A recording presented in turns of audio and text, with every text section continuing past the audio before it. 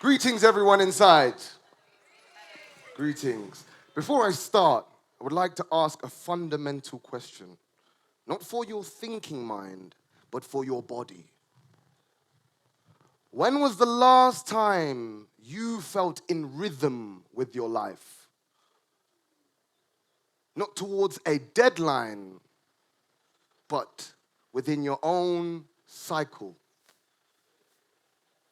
See, we have been conditioned into experiences where meeting deadlines has shifted our experience of time.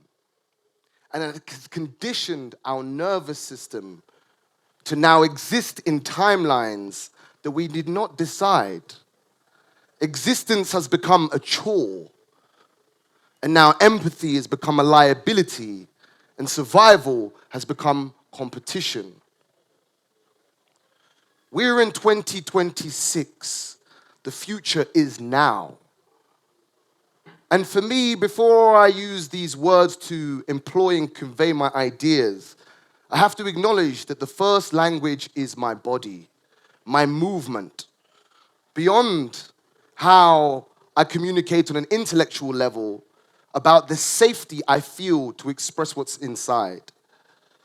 Along my journey, I trained as a professional dancer, martial artist, and actor. And along those controlled experiences, I started to express epigenetic expression, dormant DNA, and inherent tension in my body. And through those industry experiences, I was challenged to begin to excavate my own body as a site of living ecology and memory. And as I began to uncover the past, I started to experience survival experiences that asked me to harness that dormant DNA for what I required now, not just to survive, but also to thrive. In this day and age, we are rich, we are infinite with data, but zero with embodied wisdom. So along that journey, I began to experience and created a dance theater company called Company inforMotion, where I created controlled environments for my performers to experience peak performance states in which they could now harness what was that dormant DNA to reach a new optimal capacity.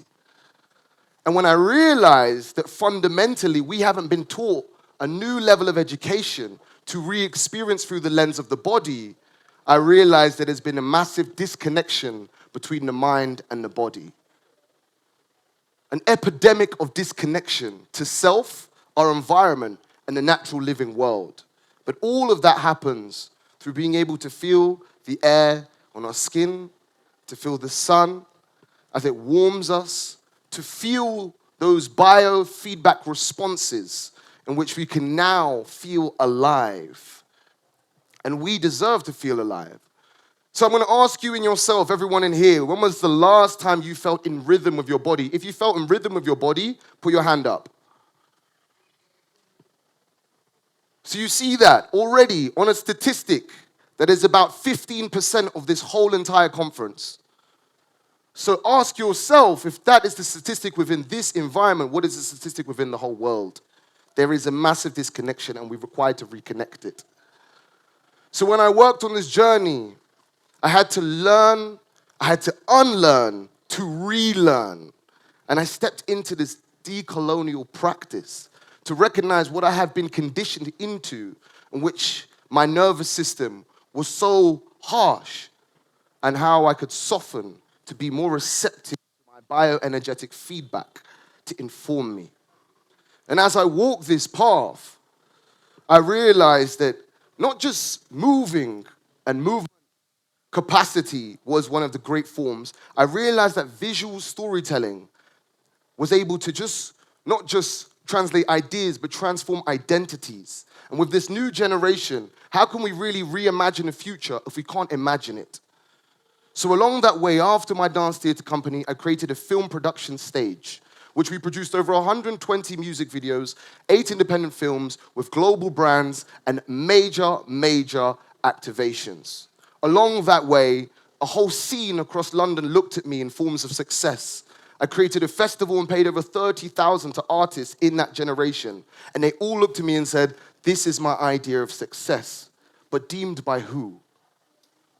A Western microscope of success that dangles a carrot and asks us to continually chase? When I excavated again into my body, after reaching those pinnacle milestones, I actually realized that I was depleted. I was energetically in debt to my future, and realized that that was no longer a lifestyle that would sustain me to feel the most alive and optimal. So fundamentally, something needs to change. And how do we go about embodying that change? I began researching, and I apprenticed a teacher at Mantak Chia's school in the Dowris Resort Center in Thailand.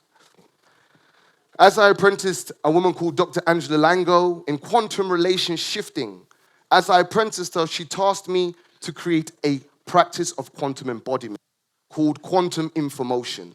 The inforMotion and the reason behind your motion that begins to self-actualize your energy into a higher timeline and a capacity that which you can reach. So now, as I've developed this, I've been able to teach this across the world and realized how it's been able to innovate and upgrade our operating systems of our human technology, which we so require in this time. So, all of you have phones in this audience, right? How often do you need to upgrade your operating system on your phone? ISO, ding, ding, ding. Oh, you ain't getting no messages until you upgrade this. So why do we not take inherently that same approach? If there is a deficiency, if there is a breakdown, why do we not begin to look at our own human technology and begin now to upgrade our operating system for it to be more sustainable? How many of you in this audience have been living in red? Operating mindlessly from day to day in your tasks, experiencing existence as a chore. How are we now taking responsibility of this future, not just for ourselves, but our descendants and our legacy? Because those are the ones we're going to pass this on to. We have to be able to be responsible to do that work now so that we can shift and create a greater capacity for peak performance and optimization for this next generation. So when we look at that, how do we have now initiatory experiences, rites of passage, that allow us to reframe our own sense of identity and our own sense of our full capacity to achieve? This requires us to step even deeper into the lens of the body, to be receptive, to acknowledge our intuition. So let me ask you for a second. Everybody, I invite you to close your eyes. Take a moment to breathe in, align your spine. If you're sitting slouched, come into an alignment. Be aware of your seating position. Breathe in from the bottom of your navel all the way to the top of the chest. Breathing in and hold at the top. For anyone experiencing panic, look at the mind, observe it, and now release. Now begin to listen intrinsically to your heart. Something you cannot see, but you must feel. Can we listen to that bioenergetic feedback, that internal rhythm? And now I ask you, raise one of your hands and place it on your nose. And now inviting you back into the room. Again, half of the room open their eyes just to be able to use their finger to touch their nose.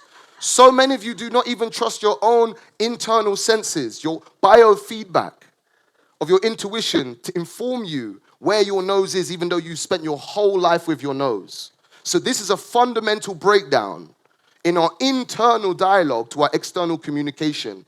We are constantly serving these screens, but what about resourcing our interior and beginning to upgrade our human technology?